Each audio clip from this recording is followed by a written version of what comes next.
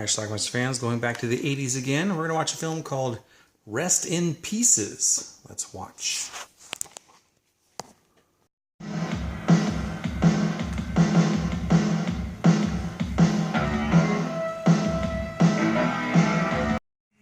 Helen and her husband Bob at a funeral for her aunt. That aunt was Catherine. Aunt Catherine. Outside we got a fierce wind and she drops Aunt Kathy's urn.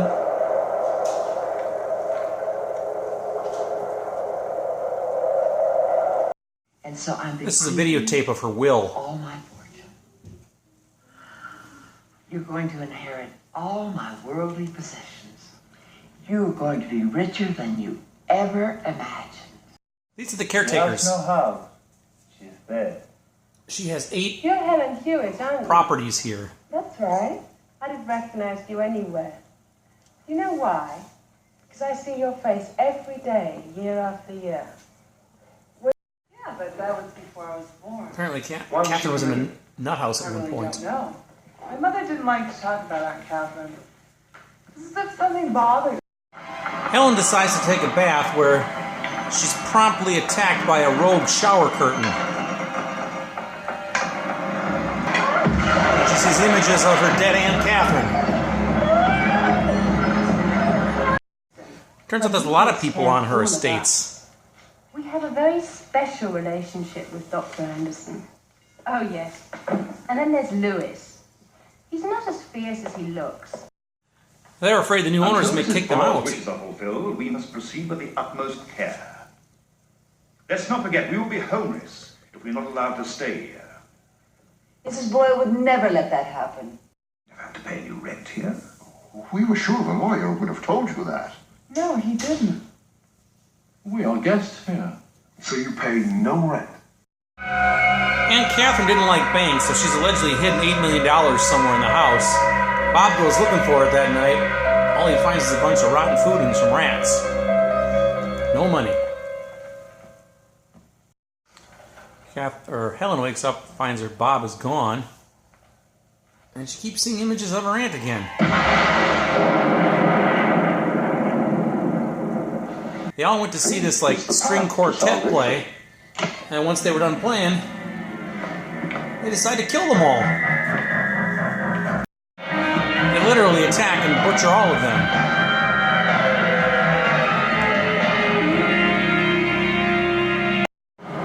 Helen passes out in the garage and the car's starting. For whatever reason, she's stuck in there.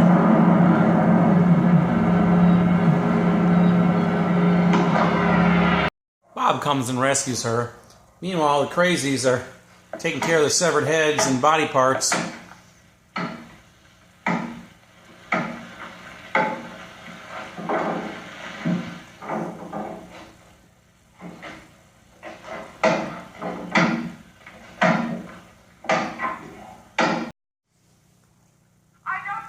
She wants them out. I want you to come immediately.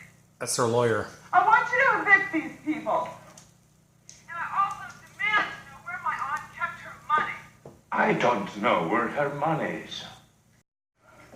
Helen finds something. Look at this.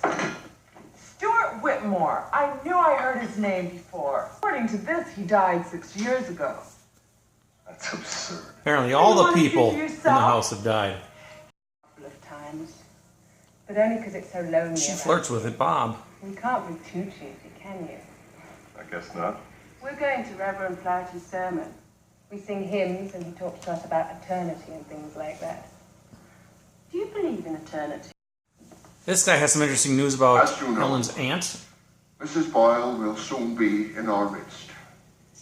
And by that time, we should have carried out her instructions regarding Helen. Hewitt, Bob breaks up Greed, is the it? place. well, let me assure you, we're not interested in that money. But we know where it is. Well, where? Greed, Mr. Hewitt, greed. $. And they're going to show me where it is. I don't care. He made a about deal with the money. crazies. I just want to go home. We can't leave now. The lawyer's on his way. And besides, I made a deal with him. What kind of deal?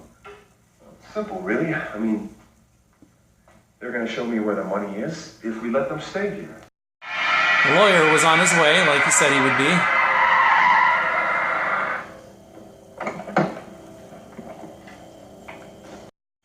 But the crazies were waiting for him. As you saw, they didn't come off the road.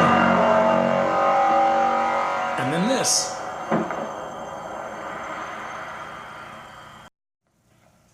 Helen wanders around near the pool area.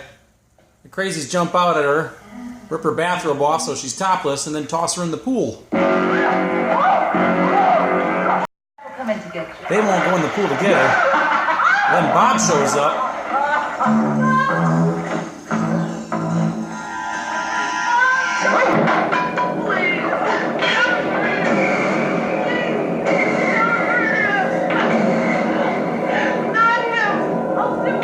And that's the end of Bob. They want her to become one of them. It's going to be all right, Mrs. Hewitt. We only want to help you. Mrs. Boyle wants you to be like us, but you must stop resisting us. She's got to commit suicide just like all of them did. And here comes Aunt Catherine again.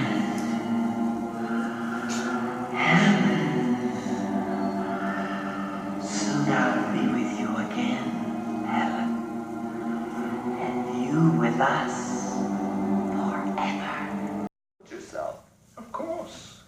We all commit suicide in the Devonshire. And you too must participate in Dr. Anderson's therapy, my dear. I was an ordinary psychiatrist when your aunt was committed. You know the case history. Two sisters in love with the same man. They take her into this room where they're supposedly her aunt is? Or is that her mother? I'm not sure. Because the aunt was burned. Helen's on the run. And here she is chopping a guy's hands off.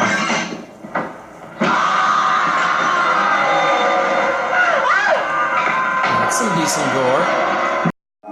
Then we get a flashback sequence of Helen as a child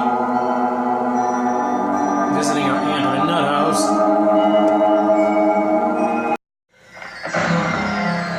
Oh, they capture her again, but she might get away now. She enters the living room and she sees something very, very disturbing.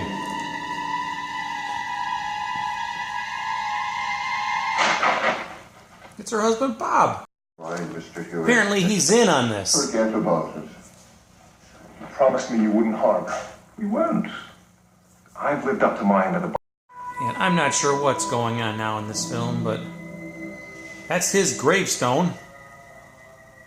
And that's Helen's gravestone. So now he's thinking, hey, wait a minute, these people are going to kill me in the long run here. And that's not good. So he gets into a battle with one of the gravediggers. A duel, if you will.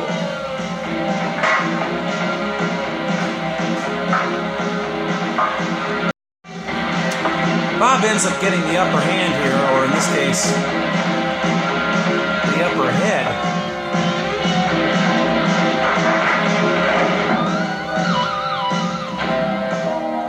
Helen is now brainwashed and she's a mess, and they finally somehow convinced her to commit suicide.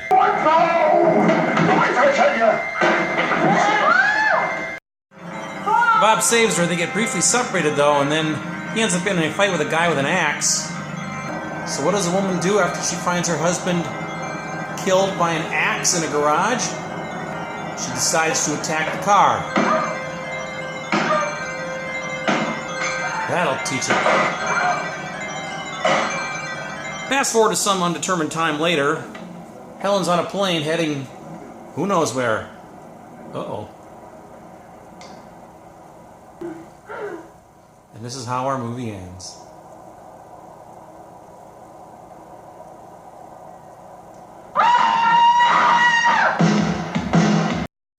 Alright, let's talk about this movie, Rest in Pieces. You'll see a DVD here. It's actually a DVD-R. This movie's not available on DVD, at least not yet. So we got a nice DVD-R here with some pretty cool looking box art, right?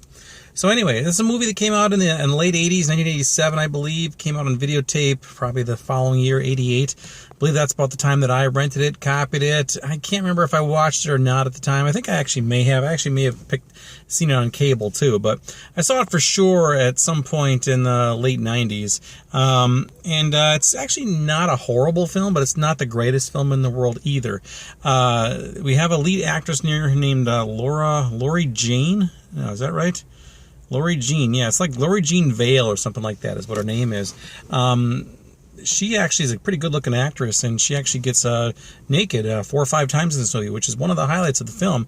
There's a couple good gore scenes, too, especially when they're chopping up those people, and there's a couple decapitated heads, and they're throwing them in the incinerator, and that one guy's taking the axe and just chop, chop, chop, the big butcher knife, or whatever it was there.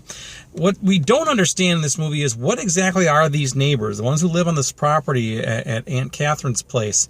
Are they ghosts? Are they zombies? I'm not sure what they are, because at one point they appear to be dead. They all said that they've committed suicide. I mean, Helen has this book, and she finds out that they are all deceased, but they are walking around still, and then turns out they've all had to commit suicide so they can live together forever in some sort of zombie existence or something. I don't know, and they want her to join. Apparently Catherine is going to come back from the dead also to join them.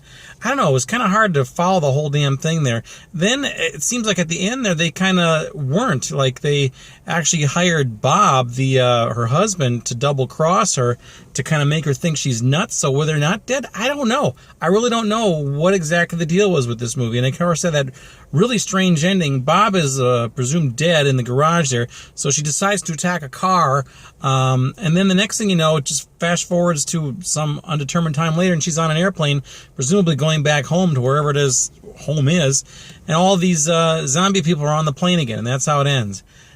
I don't know. Don't know what to make of this film. It was kind of all over the place. Of course, there was also the subplot here, like $8 million is somehow missing in the house, and that's what Bob wanted because the people didn't want it. I don't know. It was kind of all over the board, although in spite of all the plot holes here, it actually was fairly entertaining to me anyway.